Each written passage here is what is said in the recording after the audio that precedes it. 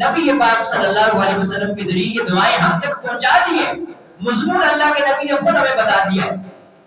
اب اس مضمون کو یاد کر کے ہم نے یہ درخواست اللہ کے سامنے رکھنی ہے، اللہ تعالیٰ اس کو قبول فرمائے گی، اللہ تعالیٰ اس کو کیا کریں گے؟ قبول فرمائیں گے۔ تو بہت ساری دعائیں آپ کے سامنے میں نے عرض کر دی، بیت الخلا سے نکلنے کی دعا اور بیت الخلا میں داخل ہونے کی دعا، یہ آخر میں میں نے آپ کے سامنے عرض کی تھی۔ آج یہ مزید تھوڑا آگے چلتے ہیں، جب آدمی بیت الخلا سے باہر نکلتا ہے تو کیا کرتا ہے؟ وضو بناتا ہے۔ کیا بناتا ہے؟ وضو بناتا ہے۔ تھوڑا تبصرہ وضو کی ہو جائے، وضو کی حیثیت کیا ہے؟ وضو ہے کیا چیز؟ یہ صرف ہاتھ منہ دھونے کا نام ہے وضو؟ بہت ساری دنیا تو یہ سمجھتی ہے کہ وضو صرف ہاتھ اور منہ دھونے کا نام ہے، بس صفائی ہو گئی، منہ صاف ہو گیا، ہاتھ صاف ہو گئے، پاؤں صاف ہو گئے، بس۔ وضو کے دو پہلو ہیں اور یہ آپ کے سامنے تشریح آ جائے گی۔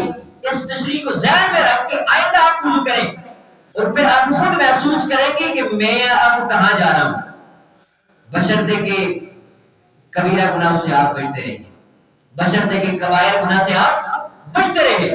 وضو کے دو پہلو ہیں، ایک پہلو ہے اس کا ظاہری اور ایک پہلو ہے اس کا باطنی۔ ظاہری پہلو کیا ہے؟ آپ ہاتھ دھو رہے، کلی کر رہے، مسواک کر رہے، چہرے کو دھو رہے، سر کا مسح کر رہے، بازو دھو رہے، پاؤں دھو رہے، یہ آپ کے وضو کا ظاہری پہلو ہے کہ آپ کے اعضاء صاف ہو رہے ہیں۔ کیا ہو رہے ہیں؟ صاف ہو رہے ہیں۔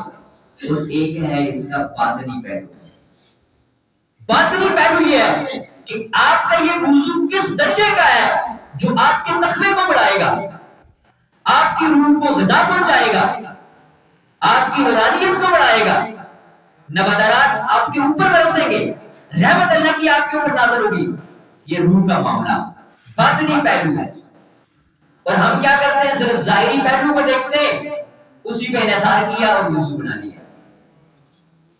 آج کے بعد جب بھی ہم وضو کریں انشاءاللہ تو اس بات کو اپنے ذہن میں رکھیں کہ ہم نے وضو کے ان دونوں پہلو کو کیا رکھنا ہے؟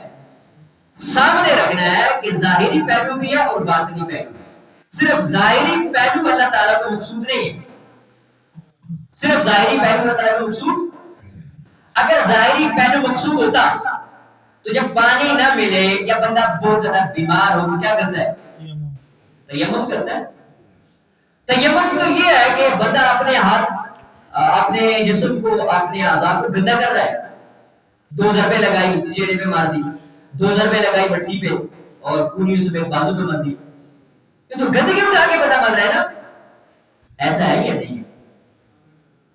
بظاہر اگر آپ کہتے ہیں کہ صفائی ہونی چاہیے، چہرے کی صفائی ہو، ہاتھوں کی صفائی ہو، پاؤں کی صفائی ہو جائے، پھر تو اللہ تعالیٰ یہ حکم دیتے کہ ہلکا پھلکا جو آپ کے پاس پانی ہے وہ کسی کپڑے کے ساتھ آپ مل لیں، اس کو گیلا کریں، اس کے بعد چہرے کے ساتھ لگائیں، ہاتھ اور بازو کو مل دیں، یہ ہونا چاہیے تھا نا۔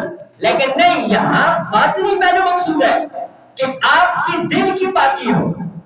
آپ جو وضو کریں گے، آپ جو تیمم کریں گے، اس تیمم کے ذریعے آپ کی باطنی پاکی ہوگی۔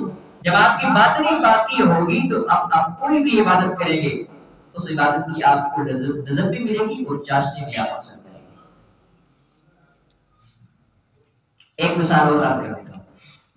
اگر اس کی ظاہری حالت کو دیکھنا ہوتا تو ایک بندہ وضو کر کے ابھی داخل ہوا مسجد، تھوڑا وقت گزرا، اس کا وضو ٹوٹ گیا، ظاہری عقل تو یہ کہتی ہے کہ ابھی یہ وضو بنا کے آیا ہے، اس کے پاؤں بھی دھلے ہوئے، ہاتھ بھی دھلے ہوئے، اس کا چہرہ بھی دھلا ہوا ہے، تو دوبارہ وضو کرنے کی کیا ضرورت ہے؟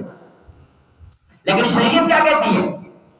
کیا کہتی ہے کہ بندہ دوبارہ وضو کرے گا نہیں کرے گا؟